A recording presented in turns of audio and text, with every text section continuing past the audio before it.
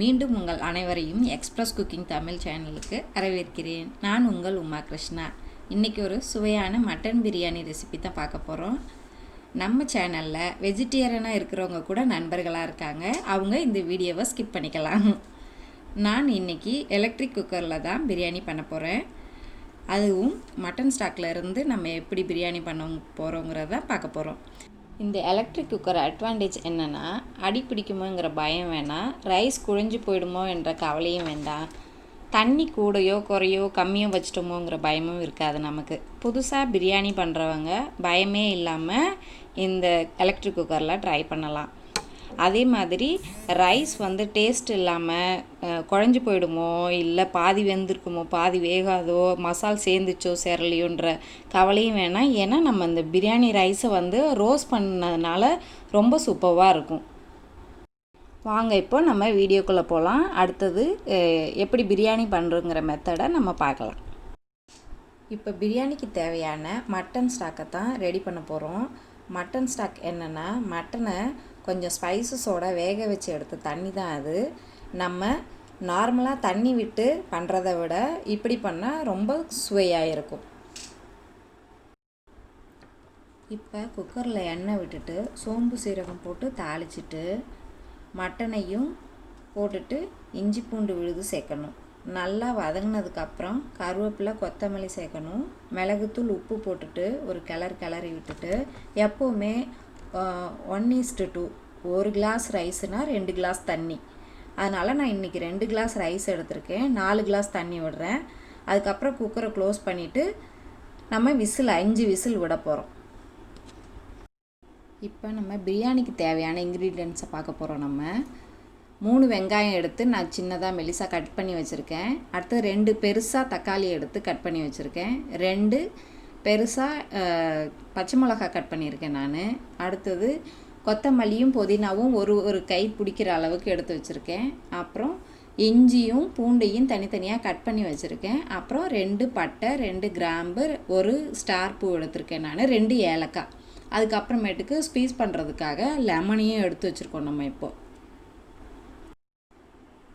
இப்போ நம்ம இஞ்சியும் பூண்டையும் கொஞ்சமாக கட் பண்ணி வச்சுருக்கோன்னா, ஏற்கனவே நம்ம மட்டன் ஸ்டாக்கில் மட்டன் வதக்கும் போது ஸ்டாக் எடுக்கிறதுக்காக இஞ்சி பூண்டு பேஸ்ட் போட்டு நம்ம பண்ணியிருக்கோம். அதனால் இதில் கொஞ்சமாக ஃப்ளேவருக்கு போட்டாவே போதும். பேனில் எண்ணெய் விட்டுட்டு இப்போது நம்ம இஞ்சி பூண்டு பட்டை கிராம்பெல்லாம் நம்ம வதக்கிட்டு, அதுக்கப்புறம்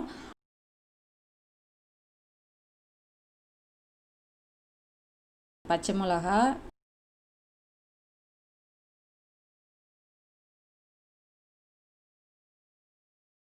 ஆனியன் போட்டு அது நல்லா ரோஸ்ட் ஆகிற வரைக்கும் நல்லா சிம்மில் வச்சுட்டு வதக்கிடணும். நம்ம கொஞ்சம் ப்ரௌனிஷாக வரணும்.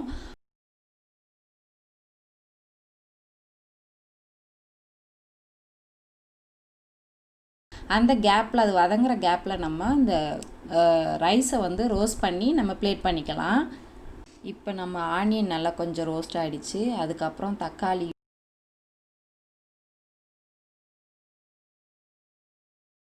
புதினா, கொத்தமல்லி தலையை போட்டு வதக்க போகிறோம் நம்ம.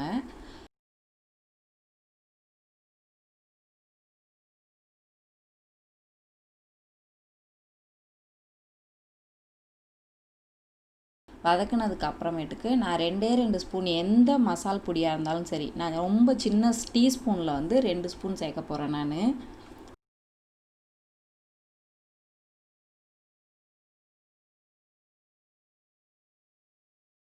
அதுக்கப்புறமேட்டுக்கு நம்ம 2 ஸ்பூன் தயிர் ஆட் பண்ணிவிட்டு வதக்க போகிறோம்.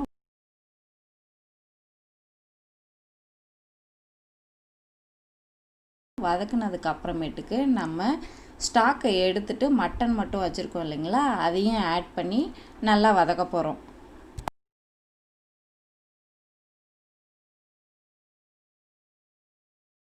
இப்போ நம்ம எலக்ட்ரிக் குக்கரை ஆன் பண்ணிவிட்டு மட்டன் வேக வச்ச தண்ணியை இப்போ ட்ரான்ஸ்ஃபர் பண்ணிடணும் அந்த குக்கருக்குள்ளே. அதுக்கப்புறமேட்டுக்கு நம்ம மசாலா பொருள்லாம் சேர்த்து வதக்கி வச்சுருக்கிற மட்டனையும் சேர்த்துட்டு நம்ம ரைஸ் போட்டு கிண்டி விட போகிறோம். ரோஸ்டட் பண்ணி வச்சுருக்கோம் இல்லைங்களா, அந்த ரைஸு அதையும் போட்டு கிளறி விட்டுட்டு லெமன் ஸ்குவீஸ் பண்ணிவிட்டு கொஞ்சம், அதுக்கப்புறமேட்டுக்கு கொத்தமல்லி புதினா தழையும் போட்டு ஒரு கிண்டு கிண்டிட்டு நம்ம இப்போ குக்கரை க்ளோஸ் பண்ண போகிறோம்.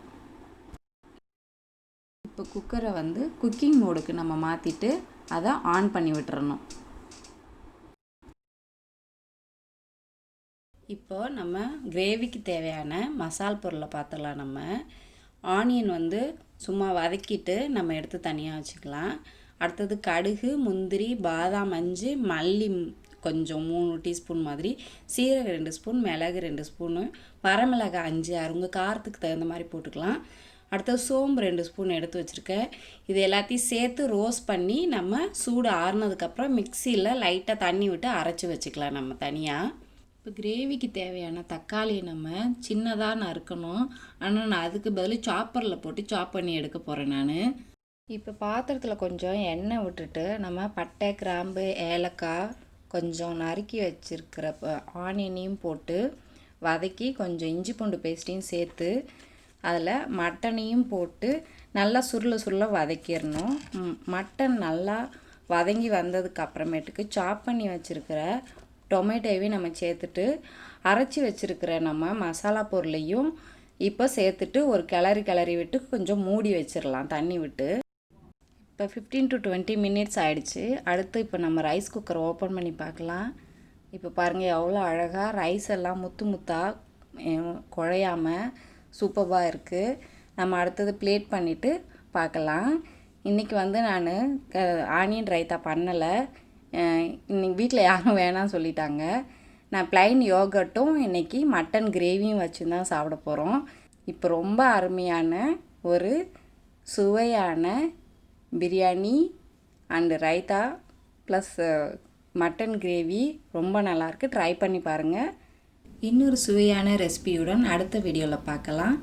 இந்த வீடியோ உங்களுக்கு பிடிச்சிருந்தா லைக் பண்ணுங்கள், கமெண்ட் பண்ணுங்கள், சப்ஸ்கிரைப் பண்ணிக்கோங்க.